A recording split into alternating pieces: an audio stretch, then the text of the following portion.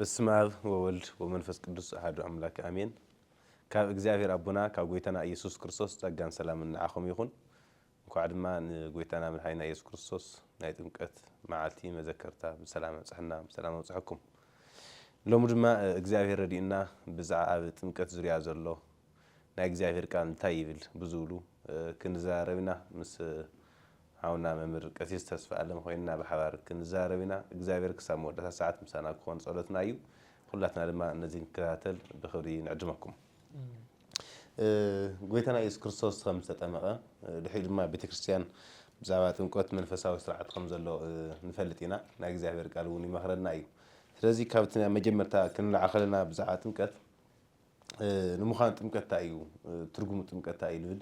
كنرينا معتي كابت مكت ترجم جميل ما نجزهر قلب زعات مكت تايبل قبل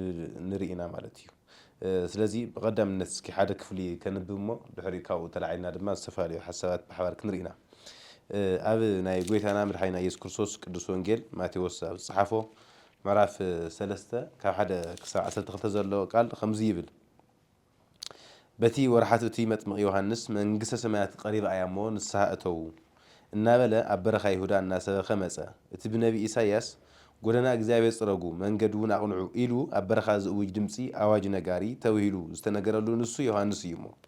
خدانو كاب صقر جمال سسرحنا برا أتاحوا قدماء فلك قربت قالوا خان متأن مع عرسلنا نبرا شعو سبي يرسالي من كلهم سبي يهودان كل هاجر زريان يردانوسن ناوي مصنورو حاتياتهم ناتناززو خاء أفلق يردانوس بيوحنس يتمعنورو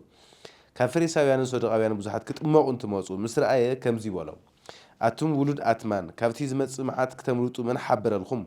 مباركس ننسها زبك فرا أفريو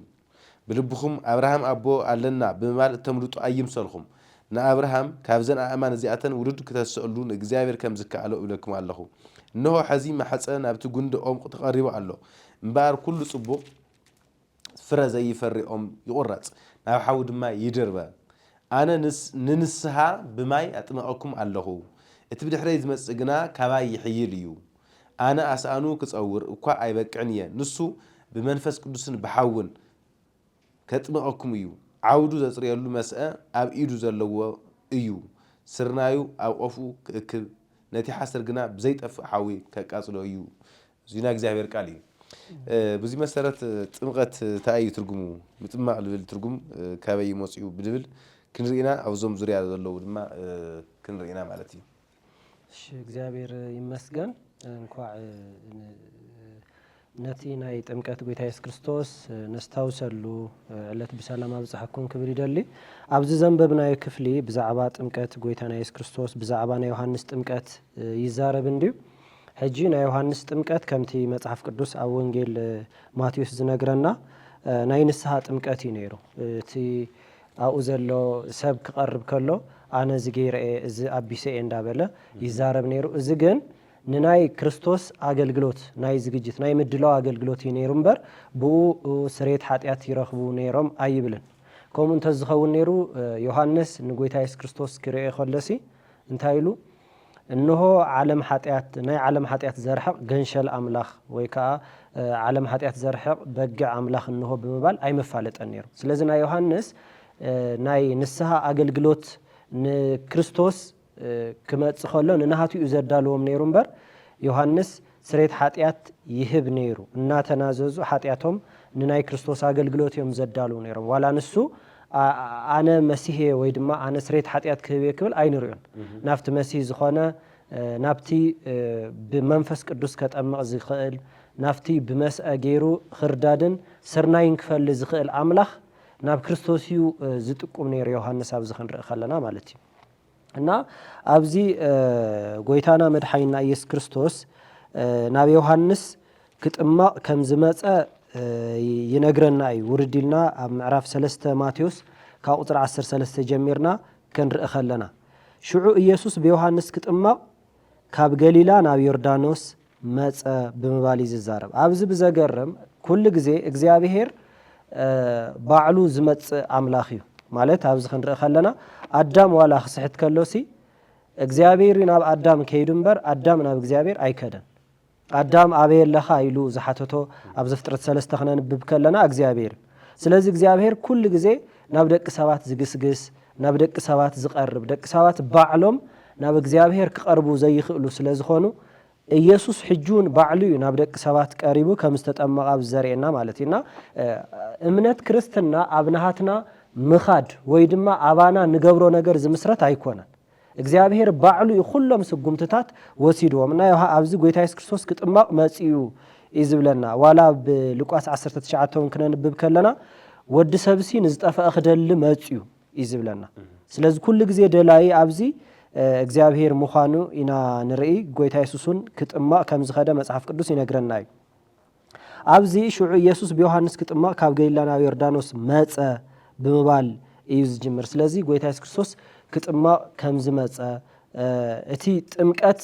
ናይ ጎይታ ኢየሱስ ክርስቶስ ድማ ጽድቅ ክንፍጽም ይግባአና እዩ ብምባል ይዛረብ እዚ ጽድቅ ክንፍጽም ዝብልታዩ ናይ ዮሐንስ አገልግሎት እዩ ዘኽብር ዘሎ ክርስቶስ እሱ እቶም ካልኦት ክጥማቑ ከለው ሓጢያቶም እናተናዘዙ እዮም ዝጥማቑ ነይሮም ኣብዚኣቶም ግን ሓደ ንጹህ ኣበሳ ዘይብሉ ኣብ መንጎኦም ጠጠው ኢሉ ክጥማቕ ክትርኢ ከለኻ ኣዝዩ ዘገርም እዩ ኣፍታ ናይ ዮሐንስ ናይ ጥምቀት አገልግሎት ዘለው ብምልኦም ሓጢያተኛታት እዮም ብምልኦም ዝናዘዝዎ ኣበሳ ኣለዎ እሱን ብማይ ዘጥምቆም ነይሩ ንናይ ክርስቶስ አገልግሎት ይዘዘጋጅዮም ነይሩ ኣብዚ ግን ሓደ ንጹህ ዝኾነ እንበላ ሓጢያት ዝኾነ ጎይታ ኢየሱስ ክርስቶስ ኣብቶም ሓጢያተኛታት ዝጥመቑሉ ቦታ ተረኺቡ ክጥማቕ ከም ዝኸደ መጽሐፍ ቅዱስ ይነግረና ኢና ናይ ክርስቶስ ጥምቀት ኣብዚ ናይ እሱ ኣበሳ ስለ ዝነበረ ሁለቱ ሰባት ገለ ዘይኮነሲ ዋላ ሓንቲ ኣበሳ ዘይብሉ ግን ሕጊ ክንፍጽም ኣለና ብዝብል መሰረት ይናው ክጥማቕ ከም ዝኸደ ዝነግረናና ኣብዚ ዮሐንስ እውን ዝገረሞ ቅድሚ ሕጂ ኣነ ዘፋለጥክዎ እንሆ ናይ ሓጢያት ዓለም ዘርሕቕ በጋ አምላኽ ኢለ ዘፋለጥክዎሲ ከመይ ኣብ መንጎ ዚኣቶም ኢሉ ክርከብ ዮሐንስ ግና ኣነ ዳ ኣባኻ ክጥመቕ የድልየኒ እምበር ንስኻ ዶ ናባይ ትመጽእ ኢሉ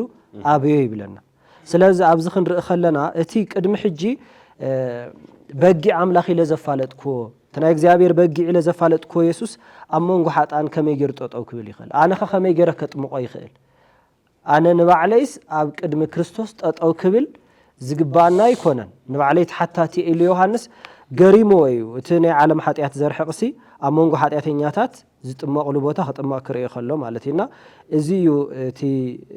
ናይ ኣብቲ ዘንበብናዮ ክፍሊ ዘሎ ነገር ማለት እዩ ከምቲ ዝረአናዮ ናይ እግዚአብሔር ቃል ክነግረና ከሎ ብዛዕባ ጥምቀት እሱ እዩ ብፍላይ ኣብቲ ናይ ንስሓ ዝገለጽካዮ ንስሓ ብዙሕ ሰብ ንስሓ ከም ዘድሕኖ ገይሩ እዩ ዝሓስብ ንስሓ እንድሕር ኣትዩ ኮይኑ በቃ ትንስሓ ልብል ቋንቋ ጥራሕ ለድሕኖ እዩ ዝመስሎ ማለት እዩ ግን ንስሓ ናብ ድሕነት ልክንበጽሕ ድሕነት ልክነራግጽ ናብኡ ልክንኣቲ ልገብር ናይ ድሕነት መንገዲ እዩ ስለዚ ሰብ ልክጥመቕ ክውስን ከሎ እዩ ንስሓ ልኣትሎ ማለት እዩ እዚ ናይ መጀመርታ እዚ ንምንታይ ሓንቲ ግዜ ስለኾንታ ጥምቀት ፍጸም ደላ ሓንቲ ግዜ በብመዓልቱ ፍጸመ ይኾነይ ስለዚ ቅድሚ ብክርስቶስ ኢየሱስ ኣሚኑ ልጥመቕ ሰብ ኩሉ ግዜ ንስሓ ኣትዩ ናብ ጥምቀት ክበጽሕ ከሎ ትንስሓ ታልኾነሉ መንገዲ ዝኾን ኣሎ ስለዚ ዮሐንስ መንገዲ ልጸርግሎ ኣሎ ማለት እዩ ብንስሓ ይቀርቦም ኣሎ ብፍላይ ኣብዚ እስራኤላውያን እዮም መብዛሕትኦም ኣሕዛብ ይኾኑ እስራኤላውያን ድማ ንእግዚአብሔር ዝፈርሑ እዮም እግዚአብሔር ያህዌና ንልኽና ኢሎም ዝኣምኑ ሰባት እዮም ስለዚ እቲ መሲሕ ልክቕበልዎ ብግዲ እቲ መንገዲ ተጸሪጉ ክጸንሕ ምእንታን ዮሐንስ እንታይ ኮይኑ ተላኺ ጸኒሑ እዩ ማለት እዩ ስለዚ ንስሓ ላብ ድሕነት ለብጽሕ እምበር ብባዕሉ ብርእሱ ንስሓ ከድሕና ከም ለይኽእል ልነግሩና ቃል ኣምላኽ እውን ኣለዉ ጳውሎስ እውን ኣብ ካልኣይ ቆሮንቶስ ምዕራፍ 7 ከምዚ ኢሉ ይነግሮም ለሰብ ቆሮንቶስ ማለት እዩ ብፍላይ ካብ ቁጥር 9 ጀሚሩ ካልኣይ ቆሮንቶስ ምዕራፍ 7 ካብ 9 ክሳብ 10 ዘሎ ክሳብ 11 እውን ከንብቦ ይኽእል እየ ሕዚ ግና ስለ ዘጉሃኹኹም ዘይኾነስ በኣና ምክንያት ዝኾነ ጉድኣት ስለ ዘይበጽሐኩምን ከም ፍቓድ እግዚአብሔር ንንስሓ ስለ ዘጉሃኹምን ዕጎስ ኣለኹ ይብል ንንስሓ ጉሂኹም ኣለኹም ምስ በለ ከም ፍቓድ እግዚአብሔር ምጉሃይ ናብ ድሕነት ዘብጽሕ ንስሓ የስዕ ይብል ናብ ድሕነት ዘብጽሕ ንስሓ ስለዚ ንስሓ ክትንስሓ ከለኻ ድሕሪኡ እቲ ድሕነት ልመጽእ ኣሎ ማለት እዩ ፍጹም ድሕነት ትረክብ ኣለኻ ብድሕሪኡ እዩ ስለዚ የስዕ ኣየናስሕን ከዓ እዩ ጓሂ ዓለም ግና ሞት የስዕ ይብል ጸጸት ዓለም ግን ሞት የስዕ እንሆ እዚ ከም ፍቓድ እግዚአብሔር ዝጉሃኹምዎ ክትጽዕሩን ካብ በደል ንጹሓት ምዃንኩም ክትርዱን ገበረኩም ይብል ድሕሪኡ ኢኻ ንስሓ ምስ ተነሳሕኻ ድሕነታት ኣይትኾን ተራግጽ ብላህ ማለት እዩ ድሕነ ኣለኹ ኢልካ ብድሕሪና ሕተት ትምለሰሉ መንገዲ እንታይ ይኾን ዕፁብ ይኾን ማለት እዩ ድሕሪ ናይ ንስሓ ህይወት እንታይ ይኾን ለዓበየ ይኸድ ድሕነት ተራገጽልካ ትኾን ለኻ ምስ ጥምቀት ተታሒዙ ማለት ስለዚ ጥምቀት ቃል ብቃሉ ክረአ ከሎ ብብዙሕ ትርጉም ክረአ ከሎ ናብ ማይ ኣቲኻ ምውፃእ ማለት እዩ ምጥላቕ ማለት እዩ ስለዚ ተጠሚቑ ዝበሃል ሓደ ሰብ ጠሊቑ ምስ ጠለቐ እንታይ ኮይኑ ወፂኡ ማለት እዩ ስለዚ ለተሓዘ ኣለዎ ድሓር ንሪኦ ይኸውን እዩ ምስ ናይ ክርስትና ጥምቀት ናይ ክርስቲያን ጥምቀት ከመይ እዩ ምስ ናይ ክርስቶስ ኢየሱስ ጥምቀት ከመይ ኢሉ ማለት እዩ ስለዚ ምስ ሞት ተተሓዘ ጉዳይ ኣለዎ ስለዚ ምስ ክትሓዝ ከሎ ቃል ብቃል ትርጉሙ ተጠሚቑ ወይ ጥምቀት ዝበሃል ተኸሎ ኣቲኻ ምውፃእ ወይ ጠሊቕኻ ምውፃእ ወይ ተቐቢርካ ምትንሳእ ልብል ምትሓዝ ይህሉ ማለት እዩ ኣብዚ ግን ብዙሓት ሰባት ዝሓትዎ ሕቶታ እዩ ጎይታና ኢየሱስ ክርስቶስ ንምንታይ ተጠሚቑ እዚ ጎይታና ኢየሱስ ክርስቶስ ፍጹም ሰብ ኮይኑ ኣብ መፅኡ ምድሪ ብዙሓት ይብሉ ኣርኣያ ክኾነና ኣብነት ክኾነና እዩ መፅኡ ይብሉ ነገራት ኣለዎ እዚ ምስ ተታሒዙ ከመይ እዩ ኢየሱስ ንምንታይ ተጠሚቑ ዕላማ ጥምቀት ናይ ጎይታና ኢየሱስ ክርስቶስ እንታይ እዩ ልብል ትንሽይ ደስ ሲና ማለት እዩ ጽቡቕ እግዚአብሔር ይመስገን ኣብዚ ኣብቲ አንቶ ዝጀመርናዮ ስለምንታይ ጎይታ ኢየሱስ ክርስቶስ ተጠሚቑ ንምንታይ እዩ ካልኦት ሰባት ተጠሚቖም ዮሐንስ የጥምቕ ነይሩ እዩ ስለዚ ጎይታ ኢየሱስ ክርስቶስ ከምናቶም ዓይነት ጥምቀት ንምፍጻም ድዩ ብትክክል ሰብ ፍጹም ኣምላኽ ፍጹም ሰብ ንብል ተኾይናሲ ከምኦም ዲ ማዕረ ከምቶም ኣብኡ ዝነበሩ ሰባት ዲ ጎይታ ኢየሱስ ክርስቶስ ተጠሚቑ ዝብል ክንርኢ ከለና ማቴዎስ ይነግረና እንድዩ እሱ እውን ይገሪምዎ ዮሐንስ ሲ ኣነ ዳባኻ ክጥመቕ የድልየኒ እምበር ንስኻ ዶ ናባይ ትመጽእ ኢሉ ኣብዮ ዝብለና ማለት እዩ ስለዚ ናይ ጎይታ ኢየሱስ ክርስቶስ ኣብዚ ክንሪኦ ከለና ናብ ዮርዳኖስ መጸ እንዲ ዝብለና እዚ ኣምላኽ እዚ ሓጢያት የብሉን ግን ከም ካልኦት መራሕቲ ወይ ድማ ነገስታት እስኪ ወኣነ ካባኻ ይበልጽ እንደ ዮሐንስ ከምቲ ዝበልካዮ ንዓናይ ኪድ ንገዛ ንኺድ እሞ ኣጥምቐኒ ክብሎ ኣይንርአን ጎይታ ኢየሱስ ክርስቶስ ሕጊ ኩሉ ክንፍጽም ይግባአና ኢልዎ እና ኩሎም ተጠሚቖም ምስ ወፁ እዩ ጎይታ ኢየሱስ ክርስቶስ ኣብዚ ኢየሱስ ከዓ ኩሉ ጽድቂ ክንፍጽም ይግባአና እዩ እሞ ሕጅስ ይኹን ደኣ ሕደግ ኢሉ መለሰሉ ድሕሪዚ ፈቐደሉ ይብል ስለዚ ክርስቶስ ኢየሱስ ዝተጠመቐሉ ዕላማ ሕጊ ንምፍጻም እምበር ኣበሳ ሃሊዎ ከምቶም ካልኦት ዝናዘዞ ነገር ኣይኮነን ንሱ ናይቶም ተናዘዝቲ መድሕን ናይቶም ኣብ ቅድሚ ዮሐንስ ብንስሓ ዝቐርቡ ዝነበሩ ዝፍውሶም ሓጢያቶም ዘርሕቐሎም ዳኣ እምበር ንባዕሉ ዋላ ሓንቲ ዝሕተቶ ነገር የለን እሱ ሓዳጊ ኣበሳ ሓጢያት ይቕረ ዝብል እዩ ስለዚ ናይ ጎይታ ኢየሱስ ክርስቶስ ጥምቀት ሕግን ምፍጻም ዝተገብረ እዩ እጂ ኣብ ብፍላይ ጥምቀት ክዝከር ከሎ ሰብ ካሊእ ነገር እንዲዩ ዘኽብር ማለት ፍልይ ዝበለ ባህልታት ኣለዉ ገለ ምንም ማለት ጎይታ ዘይኸብረሎም ክርስቶስ ኢየሱስ ዘይረኣየሎም ነገራት ኣለዉ እዮም ንዕኡ ዕላማ ድዩ ጎይታ ኢየሱስ ክርስቶስ መፅኡ ክርስቶስ ክጥመቕ ከሎስ ከምኡ ዓይነት መደባት ድዮም ነይሮም ከምዚ ሕጂ ንሕና ንገብሮም ነገራት ሲ ከምኡ ድዮም ነይሮም ብባህሊ ዝግበሩ ነገራት መዓት ነገር ኣለዉ ከምኡ ድዩ ነይሩ ኣይኮነን ከምኡውን ዓይነት ፈጽሞ ኣይብለና ከምኡ ዓይነት ስነ ስርዓቶም ሕጂ ኣይንፍጽምን ኢና ሕጊ ክንፍጽም ኣለና ኢሉ ጎይታ ኢየሱስ ክርስቶስ ስለ ዝመፀ ናይ ዮሐንስ ናይ ጥምቀት ኣገልግሎት ከካውኒ እኮ ኣውቂዕ እኮ እዩ ስለዚ ጎይታ ኢየሱስ ክርስቶስ ዝተጠመቐሉ ዕላማ ሕጊ ንምፍጻም እዩ ነይሩ ድሕሪ ዝፈቐደሉ ኢየሱስ ምስ ተጠመቐ ብእብኡ ከዓ ካብ ማይ ወፀ እንሆ ከዓ ሰማያት ተኸፍተ መንፈስ ኣምላኽ ድማ ከም ርግቢ ወሪዱ ኣብ ርእሲ ክዓልብ ድማ ረኣየ እዩ ዝብለና ስለዚ ኣብዚ ንርድአሉ ምክንያት ሓደታ እዩ ክርስቶስ ኢየሱስ ዝተጠመቐሉ ምክንያት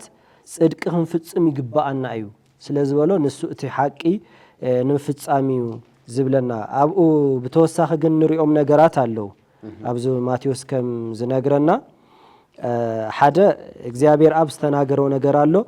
ብኡ ዝተሓገስኩ ፍቱ ወደይ እዚ እዩ ዝብል ድምፂ ካብ ሰማይ መፀ ዝብል ቃል ንረክብ ኢና እዚ ዝዛረብ ዘሎ እግዚኣብሔር ኣብ እዩ ብኡ ደስ ዝብለኒ ወደይ ማለት ባህ ዝበሎ ቅድሚ ሕጂ መስዋዕትታት ነይሮም እንዲዮም በቶም መስዋዕትታት ንሳቶም እግዚኣብሔር ኣብ ደስ ኣይበሎም ደስ ዝበሎ ብሓደ ወዱ ብጎይታ ኢየሱስ ክርስቶስ እዩ እዚ ድምፂ እዚ ኣብ ዝተፈላለዩ ቦታት ኣብ ሰለስተ ቦታታት ተጠቂሱ ኣብ መጽሓፍ ቅዱስ ኣብ ማቴዎስ 17 ኣብቲ ታቦር ተራራ ከምኡ ኢሉ እዩ እንደገና እውን ኣብ ወንጌል ዮሐንስ ምዕራፍ 12 ክነንብብ ከለና እውን ነዚ ወደይ ኣኽበርክዎ ዝብል ቃል እውን ድምፂ ከም ዝሰምዑ እንታይ ዝነጎድጓዲ ኢሎም ከም ዝተዛረቡ እቶም ኣብኡ ዝነበሩ ኣይሁዳውያን መጽሓፍ ቅዱስ ይነግረና ስለዚ እግዚኣብሔር ኣብ ብኡ ደስ ይልኒ ኢሉ ብናይ ክርስቶስ መስዋዕትነት ብናይ ክርስቶስ ፍጹም ምብጃው ባህ ዝበሎ እዩና እዚ ንባዕሉ ንቐጻሊ ንመስዋዕት ኢሉ ዝለኣኾ ወዱ ሕጁን ብኡ ደስ ከም ዝበሎ ዝነግረና ክፍሊ ኢና ኣብዚ ማቴዎስ ንርኢ ማለት ኢና ብዙሕ ግዜ ኣብዚ ክንርድኦ ዘለና ጎይታ ኢየሱስ ክርስቶስ ማለት ህዝብና እንታይ እዩ ዝብል ንመራሕቱስ መጺኹም ረኣይኑ ዶ ይብል ህዝብና ከምኡ ይብል ዝርኡ መራሕቲ ኣይኮኑን ግን ብትክክል ኣብዚ ክንሪኦ ከለና ጎይታ ኢየሱስ ክርስቶስ ዝረኣየ ኣምላኽ እዩ ፎቲኳስ መፂ ይርኢና ወሪድካ ረአየና ከይበልናዮ መፂ ይርኢና ወሪድካ ዳሃሲስካ ከይበልናዮ ኣዳም ማእምሲ ንእግዚኣብሔርስ ደልዩ ገለ ኣይኮነን ረኺብዎ ባዕሉ እዩ እግዚኣብሔር ኩሉ ነገር ስጉምትታት ወሲድ ኣብዚ ክንርኢ ከለና እና ብኡ ደስ ዝበለኒ ወደይ ንሱ እዩ ንዕኡ ስምዕዎ ኢሉ ክዛረብ ከሎ እግዚኣብሔር ኣብ ንርኢ ኢና ንዝክር ተኾይና ኣብ ብሉይ ኪዳን ዋላስ ዮሃን ንጉስ ሰሎሞን ኣብ ሓንቲ መዓልትስ ልዕሊ 120,000 ልዕሊ 20,000 መስዋዕቲ ሰዊ እዩ ዝብለና ብጣዕሚ ኣድካሚ እንታይ ማለት እዩ ልዕሊ 20,000 መስዋዕቲ ኣቕሪብካስ ግን እዞም መስዋዕትታት እዚኣቶም ነቲ ቁጣዓ ከጥፍእዋ ይከኣሉ ክሽፍንዎ እዮም ክኢሎም እምበር ከጥፍእዋ ይከኣሉ እዚ ግን እግዚኣብሔር ኣቦ ደስ ዝበሎ መስዋዕት እዩ እውን ኣፍታ ጥምቀት ጎይታ ኢየሱስ ክርስቶስ ዝመስከረላ ማለት ኢና እዚኣቶም ኩሎም ቶም ንጉስ ሰሎሞን ዘዳለዎም መስዋዕትታት ኣባጊዓት ናይ ሰብ ስለ ዝነበሩ ሕድገት ከምፅኡ ኣይከኣሉ ነዚኡ ዮሐንስ መጥምቅ እንሆ ሓጢአት ዓለም ዘርሕቕ በጊዕ እግዚኣብሔር ብምባል ዝዛረብ እቲኦም በጊዕ ሰባት እዮም ነይሮም ንሰባት ክብጅው ኣይክእሉን እዚ ግን እግዚኣብሔር ዘዳለዎ በጊዕ እዩ መስዋዕቲ ዝኸውን ስለዚ ብኡ ደስ ዝብለኒ ወደይ እዩ ዝብል ካልእ ድማ እንታይ እዩ ዝብል ሰማይ ተኸፍተ ዝብል ቃል ንረክብ ኢና ሰማይ ተኸፍተ ቅድሚኡ ጸሎት ናብቲ ዝተዓጽወ ሰማይ ይቐርብ ነይሩ እዩ መስዋዕቲ ናብ ዝተዓጽወ ሰማይ ይቐርብ ነይሩ እዩ እዚኣቶም ግን ድሕነት ክህቡ ኣይከኣሉ ምሕረት ኣምላኹን ክህቡ ኣይከኣሉ እዚ ግን ሕጂ እቲ ሓጢአት ዓለም ዘርሕቕ ክርስቶስ ስለ ዝመፀ ንኣብነት ብሓደ ንጉስ ወይ ብሓደ መራሒ ናይቲ ዓዲ ዝተኸፈተ መገዲ ኩሉ እዩ ብኡ ዝጓዓዝ ምሽ መጀመርያ እቲ መራሒ ይመፅሞ ይኸፍቶ ምስ ከፈቶ ካብ ብሕጂ መኻይም በዚ ሕለፋ ገለ ተባሂሉ ይምራቕ ልክዕ እቲ ሓደ መድሕን ዝኾነ ክርስቶስ እቲ መገዲ ዝኾነ ክርስቶስ ምስ ከፈተልና እቲ ሰማይ ክፉት እዩ ብኡ ክንቀርብ ንኽእል ኢና ብኡ ናብ እግዚኣብሔር ኣቦ ክንቀርብ ንኽእል ኢና እና ኣብ ናይ ጥምቀት ክርስቶስ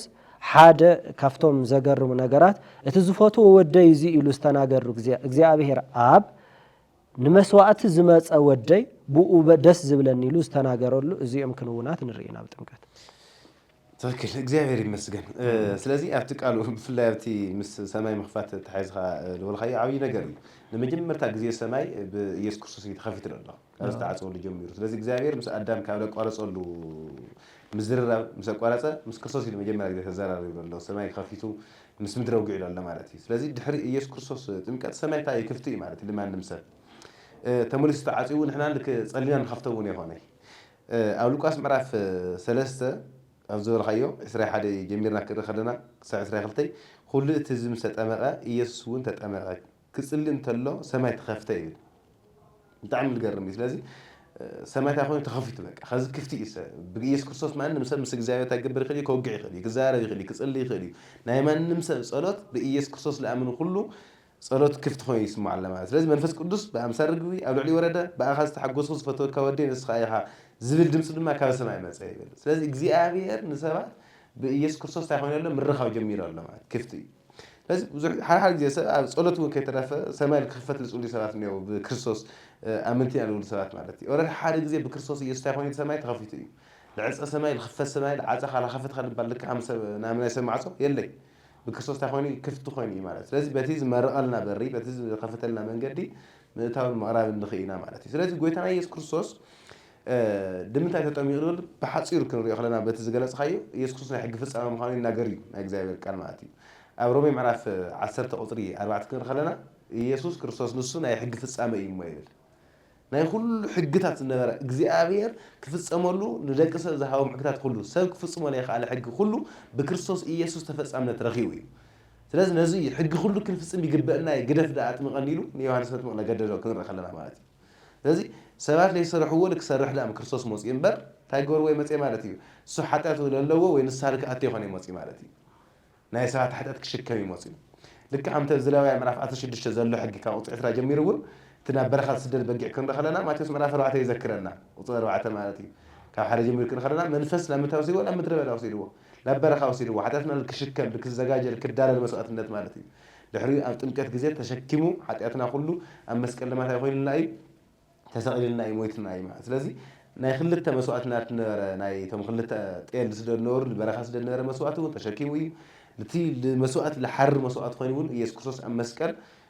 حريرنا تسوي لنا معناتي ስለዚህ ቤዛነት ልረኸውናሉ ምስጢሪዩ ጥምቀት ክንረ خلنا معناتي خالي ክርስቲያን እሺ በዚህ መሰረት ክርስቲያን ምን ታይልጥማ ድሕሪና ኮይና ክርስቲያን ምን ታይልጥማ ስለዚህ ኢየሱስ ክርስቶስ አርአያ ስለሆነ ዳንጥማ ወይስ خالي ምስጢር አለው ወይ ብዙሕ ሰብ ለአርአያ ተጠሚቁ ክርስቶስ ስለልዩ ለአርአያ ኮይኑ ተጠሚቁ ፍጹም ሆነ ናይ ሕግ ፍጻመ ለመርኻብ እዩ ኣብ ቅድሚ እግዚአብሔር ሰማይ ክፈተልና የተጠሚቁ ክርስቶስ ስለዚህ ንሕና ከን ምንታይ ጥማቅ ወይ ድማ ክርስቲያን በክርስቶስ ከአምኑ ከለው ምንታይ ጥማቅ ልሩ ክንድስና ተወሰነ እሺ እግዚአብሔር ይመስገን መጽሐፍ ቅዱስ ሓደ ሰብ በጎይታና ኢየሱስ ክርስቶስ ፍጹም ቤዛነት ከምስአመነ ክጥማቅ ከም ዘሎ መጽሐፍ ቅዱስ ይዝዘናዩ ማለት ጎይታ ኢየሱስ ንባዕሉ ክኸይድ ከሎሲ ኣብዚ ምድሪ ዝነበረ አገልግሎት ፈጺሙ ከዓርግ ከሎ ናብ አሕዛብ ኩሉ ኺዱ بسم آبن ولدن منفس قدوسن ناطمعكم ደቀ መዛሙርት ይግበሩዎም ይዝብል ስለዚህ ጥምቀት መጽሐፍ ቅዱሳዊ እንተ አይነት ከመይ ዝበሉ ሰባት እዮም ዝጥመቁ ንዝብል ግን ኢየሱስ ብሞቱ ኃጢአተይ አወጊዱ በትንሳኤው ጽድቀይ አረጋጊጹ ኢሎም ንዝአምኑ ነዚአቶም ጥምቀት ናይ ማይ ጥምቀት አሎም ማለት እዩ ናይ መንፈስ ቅዱስ ጥምቀት ንበይኑ ናይ ዮሐንስ ጥምቀት ንበይኑ እቲ ናይ ማይ ጥምቀት ድማ ንበይኑ መጽሐፍ ቅዱስ እዚ ፈላልዩ ይነግረናይ ግን ስለምንታይ ኢና ክርስቲያን ንጥመቅ ክንብል ከለና ቅድሚ ምጥማቅና ግን ሓደ ነገር ክንአምን ኣለና ንሱን ኢየሱስ ክርስቶስ ብስሙ ናይ ዘለዓለም ህይወት ከም ዝርከብ ከምቲ ኣብ ወንጌል ዮሐንስ ምዕራፍ 1 ካብ 12 ጀሚሩ ንዝተቀበልዎ ብስሙ ንዝኣምኑ ግን ውሉድ አምላኽ ንኽኾኑ መሰል ወይ ድማ ስልጣን ሃቦም ይዝብል ስለዚህ መጀመሪያ ቅድሚ ምጥማቅካ ክትቀበል ኣለካ ንዝተቀበልዎ እንታይ ኢሎም ንዝተቀበልዎ እንደገና ብስሙ ንዝኣምኑ ዝብል ኣብ ክንዳይ ስኻ ደምካ ፍሲስካ ኣለኢኻ ስለይ ሞትካ ኣለኢኻ ጽድቀይ ድማ ብትንሳኤኻ አረጋጊጽካ ኣለኢኻ ኣብ የማን ኣብ ሰማይ አቦ ተቀሚጥካ ኢኻ ኣብ ቅድሚ እግዚአብሔር አቦ ንስኻ ኢኻ ትረአየለይ ካውን መጽሐፍ ክትወስደኒ ኢኻ ኢሉ ዘአምን ሰብ ክኸውን ኣሎ እዚ ክምስክር ክኽእል ኣሎ እዚ ዘይአመነ ክጥማቅ ኣይክእልን ብስሙ ዝኣምኑ ይዝብል ውሉድ አምላኽ ስለዚህ እቲ ውሉድነት በቲ ማይ ኣይኮንካን ትረኽቦ እቲ ማይ ምስ ክርስቶስ ይሞት ኣለኹ ሙስ ድማ ይትንሳ ኣለኹ ኢልካ ኢኻ ትፍጽም ዘለኻ መጀመርታ ግን ክርስቶስ ኢየሱስ ስለ እዩ ንዓዩ ኢልካ ክትኣምን ይግባአካ ማለት እዩ ብዛዕባ እዚ መጽሐፍ ቅዱስ ስለምንታይ ኢና ንጥማቅ ዝብል ኣብ ሮሜ ምዕራፍ 6 ካብ 1 ጀሚሩ ክሳብ 14 ዘሎ ይዛረብ እንዲዩ ከምዚ ይብለና ሐዋርያ ቅዱስ ጳውሎስ ካብ ቁጥሪ 3 ጀሚሩ ከምዚ ከምብቦኤ ወይ እቶም በክርስቶስ ዝተጠመቅና ዘበልና ኩላትና ብሞቱ ከም ዝተጠመና አዶ አይትፈልጡን ይኹም እምበአር ከምቲ ክርስቶስ ብኽብሪ አቦ ካብ ሙታ ዝተንሰ كم أخا نحنا بحداث هيوت من أنت خنبر بتمكات مسؤو موتنان تقبرنا نيبل حجي تمكات مس كريستوس مماتن متنساني حادثب ما يالو أفتماي قدم مئتاو منم أي رحسن نيرو ماي مسأتوا رحسو يوتصالو هجي ملؤ بملؤ نفتماي يتحللو ما نمسب دم أبز باولس كم زنقرنا بكريستوس تتأمقنا زبلنا كلاتنا بموت كم تتأمقنا دو أيتفولتون يخو اتي موت أنا كتأمق كاللخص مسناي كريستوس موت يحبر اللهم لك أفتي ما يتحيل كهم توتس كابون نية بحدش حيوت نخم ملالس بين يزفت مسرعات يخونن أو قد ما أمنتي تفت مسرعات يوتناي ما يتأمكت أو خوين كأخت أويزل لها كاب بحجننية أنا اتي عالم اتي سجا اتسيت أنك حيدة نكريستوس نخنبر نتزموت اللي نخنبر إلكات وسنا اللي هوتي أزي ات ناي ما يتأمكتنا أم بقر كم تكريستوس بخبر أبو كام موتات استنسى كم نحنا بحدث هيوت من أنت خنبر بتأمكت مسؤومتنا أنت قبرناني بحدث هيوت من أنت خنم مالالسيو أو وجكا بعندبتك كاب بحج تنايك أدم تناي سألمات تناي حاتيات تناي ودكت هيوت قريفسي نتزموت اللي كنبر مس كريستوس كنبر يلكات أوجليو تناي تمكت سنسرعات مالتي مسؤ حابيرنا انت دا مويتنا مسؤ حابيرنا كم نتنس رقصيو داقي من حاتيات كاين جزاء اتحات سبنتنا من تخطف اتعرقيت سبنتنا مسؤ كمستسقله نفلطينا يبل كبرنا እግዚአብሔር ይሁን ስለዚህ በትናይ ክርስቶስ ሞት ምክንያት اتعرقيت سبنتنا تገፊፊ حج حدش سبينا نحنا حدش ناي ክርስቶስ ህይወት ናይ እግዚአብሔር ህይወት ተካፊልና ኢና ስለዚህ እዚ ህይወት እዚ ስለዘለና በሐድሽ ህይወት እንመላለስ እትጥምቀት እዚ በመባሊና نحنا ንፍጽሞ እና ምስ ክርስቶስ ሞትን ትንሳኤን ምሕባሪዩ ጥምቀት ከመይ እቲ ዝሞተ ካብ ኃጢአት ሓራ ወፂኡ ይዝብል ማንም ሰብ ምስ ሞተስ ክዛረብ አይኽእልን ምሽ ዝኾነ ነገር ክገብር አይኽእልን ዝኾነ ሰብ ድማ ምስ ክርስቶስ ሞት ክሓብር ከሎ ምንም ነቲ ናይ ዓለም ነገርስ አቤት አይብሎ ዓለም ዝሙት ክተقርበሉ ትኽእል ኃጢአት ክተقርበሉ ትኽእል खाሊ ፍትወት ክተقርበሉ ትኽእል ንዑ ግን አቤት አይብልን ምክንያቱ ሓንሳ አነ ሞይተ ነቲ ዝሞተለ ዝነብር እምበር ነቲ ሞይተ ሓዲገ ዝበልኮ ኃጢአት አይኾንኩን ዝነብር እዚ ክነስተውዕል ይግባና ማለት እዩ ሓደ ሰብ ምስ ክርስቶስ ኢየሱስ ብጥምቀት ተቀቢረ ሞይተ ይኽብል ከሎ ነቲ ዝሞተሉ ንክርስቶስ ይኽነብር ዝውስን ዘሎ እምበር ነቲ ሞይተ ዝበልኮ ኃጢአት ናፍታ ኃጢአት ንሱን ክምለስ አይኮንን ኩስን ዘለና ማለት እዩ እና እዚ ናይ ጥምቀት ትርጉም እግዚአብሔር ይመስገን በትክክል እቲ ፍጻመ እሱ እዩ ንሕና ምስ ክርስቶስ ሓደ እንኾነሉ ሕብረት እንፈጥረሉ ሞቱ መሲልና ብምስትንሳኤው እንመስለሉ ሓደ እዩ ማለት ስለዚህ ንሕና ከም ኣብ ቁጥሪ 13 ይብል ሞይቶም ከም ዝተስኡ ርእስኩም ንእግዚአብሔር ወፍዩ እምበር ኣካላትኩም መሳርሒ ክፋት ክኸውን ሓተት ኣይተሃውዎ ይብል ሞይቶም ከም ዝተስኡ ኮይና ንምምልላስ ንገብሮ ቃል ኪዳን እዩ ንኣተወ ኪዳን እዩ ማለት እዩ ጥምቀት ስለዚህ ናይ ክርስቲያን መግለፂኡ ወድማ ቤተ ክርስቲያን በትክክል በክርስቶስ ይኣምን ይላ ሕብረት ልትገብረሉ ምስክርነት ታይሆን ለማለት ጥምቀት እዩ በክርስቶስ ሞትና ትንሳኤ ይኣምን እዩ ልትብሉ ሓደ ሰብ ብልርአ ማይ ክጥምቕ ከሎ ውሳነ እዩ ማለት እዩ ኣብ ቆላሲስ በተወሳኺ ከምኡ ይድለና ጳውሎስ እዩ እቲ መልእኽቲ ጸሓፊ ሕዝውን ቆላሲስ ምዕራፍ 2 ክንርኢ ከለና ካብ 11 ጀሚሩ ክሳብ 12 ከምዚ ይብል ንስኻትኩም ድማ በክርስቶስ ብዝግበር ግርዘት ነቲ ኃጢአተኛ ስጋኹም ካኻትኩም ብምቕንጣጥ ብኢድ ሰብ ብዘይኾነ ግርዘት ብኡ ተገረዝኩም መሰለ ብጥምቀት ምስኡ ተኣወርኩም بحيل إتكام وزتسوء إجزاير بما ندمع مسؤول تساهم يقول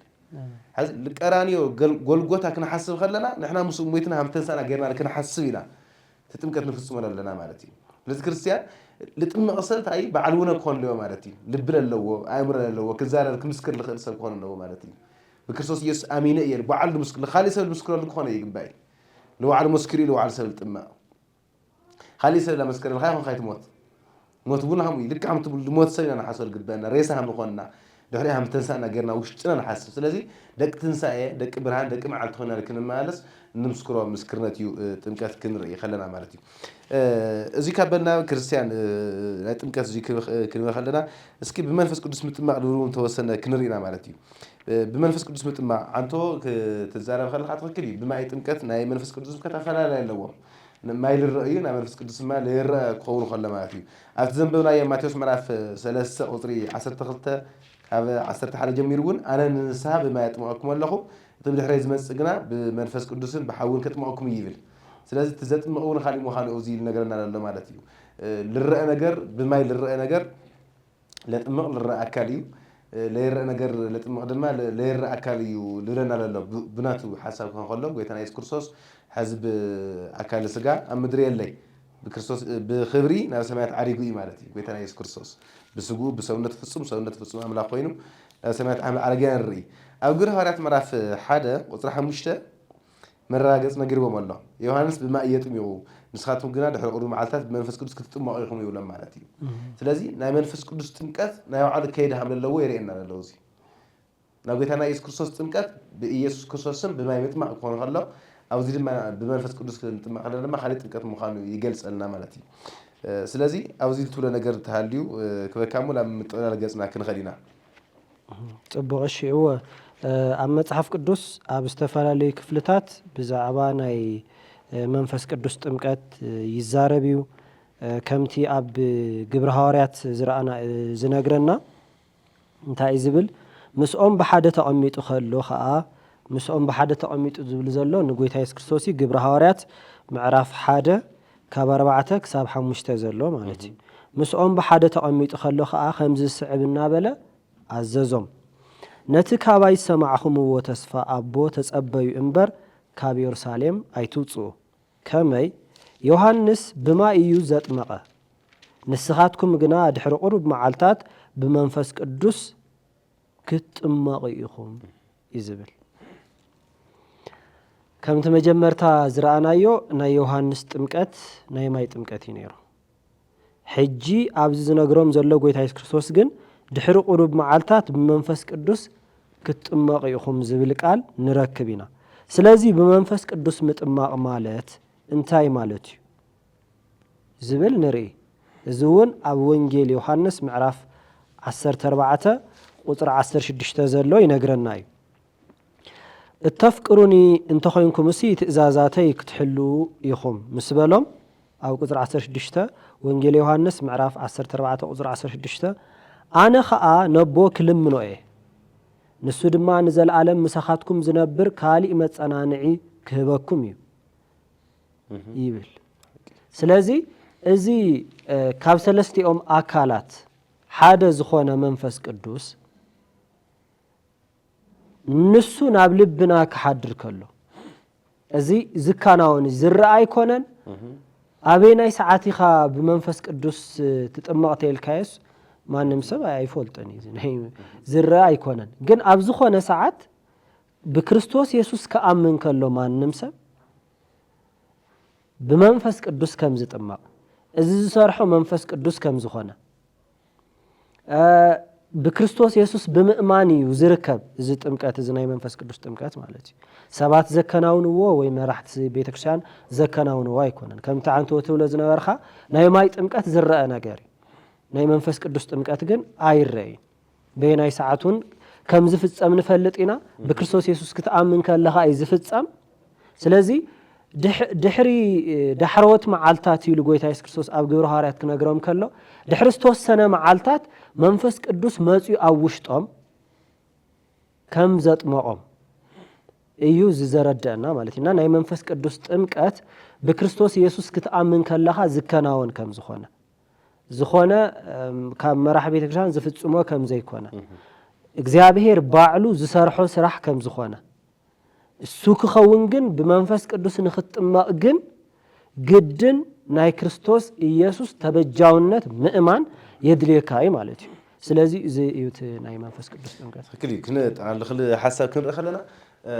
ናይ መንፈስ ቅዱስ ጥምቀት ከም ዝበልኻዮ ጎይታና ኢየሱስ ክርስቶስ ጥራሕ ይለጥምቆ ማለት እዩ ለምታ ዮሐንስ ፈልዩ ተናገርሎ ኣሎ ኣነ ብማይ ይለጥምቕ ኢሉ ኣሎ ንሱ ግን በመንፈስ ቅዱስ ከጥምቕ ኢሉ በመንፈስ ቅዱስን በሐውን ምናልባት በሐውድል ፍርዲ ምስል ቃል ተሓዝዩ ቃል ግዜ ንሪኦ ከውን ይኽእል እሱ መንፈስ ቅዱስ ግና ንዝኣመኑ ሰባት ብመንፈስ ቅዱስ ኣምጥመቑ እዩ ዘይኣምን ግና ሕዚ ፍረዶ ስለተባሃለ ብሓውና ምጥማቕ ዕድሉ የስፍሖሎ ማለት እዩ ብዙሓት ሰባት ናይ ማይ ጥምቀት ተዘይተጠሚቕኻ ናብ መንፈስ ቅዱስ ጥምቀት ክትጥምቕ ይኽእል ኢሎም ይሓስቡ ግን همت زول خير من يقدم هم نخلي نفتين إحنا مالت منفس قدس قدم يخلي متى لا من الترينا قبل هاريات مراف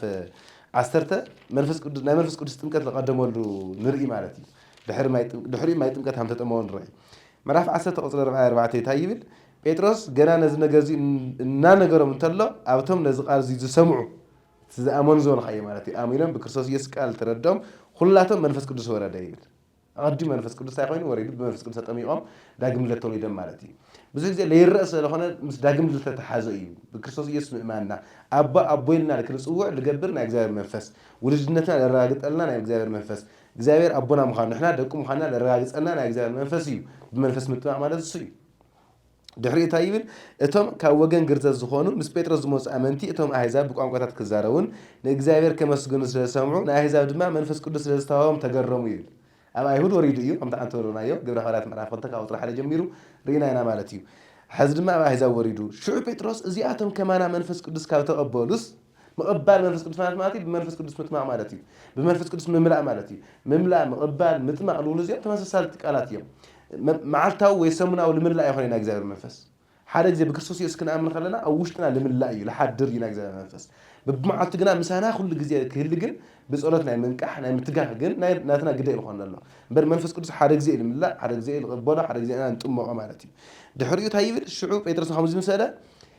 كيف تقبلس بما كيت أك خلهم زغل ده من يبلا لكن منفس قدس تمكت قديمه نما تمكت 5 دحر ندري مالتي بسم يس قصص كتم قدم أزازم يقول دحري لازم يس قصص متمع دحر مخانو يري مالتي كنا تعال خلنا نحن كريستيان بكريستوس يسوع نأمن ساعات خلاتنا نتمع تمكت قدمنا بما يكون بمنفس قدس قدمك قدم يخلي جن خلتيو كنت معهم نخل جنا نجزاهر قال نجرنا الله مالتي لازم بمنفس قدس نتمعنا داقم لت مالتي بما يكون تاينا خلنا نتمعنا لمسكرنات مالتي لازم بما يتمكت لبيت كريستيانيو مسكرنته بمنفس قدس تمكت ما لجزاهر مخاني نجرنا أي مالتي لازم منفس قدس بملأت أنا محضرنا كنا راجع يجيبنا حدا جزيان حوارو ناي منفس قدس بيت مقدس مخاننا نجزاهر قال يجلس الناس لازم بقو كنا تقالنا أو قدم كورنثوس مراف شدشر قال استتقمنا كنا تقالنا مالتي تايب لنا كقطري 10 عن تجميرو قدم كورنثوس مراف شدشر 10 عن سبنتهم بيت مقدس نايتي كإجزاهر استقبلهم هو أو وشتهم زلا منفس قدس كم زخانة ده أيتفلتونيهم امبارنا يعالتكم أيخونكمون بواقعكم مستعدكم سلازي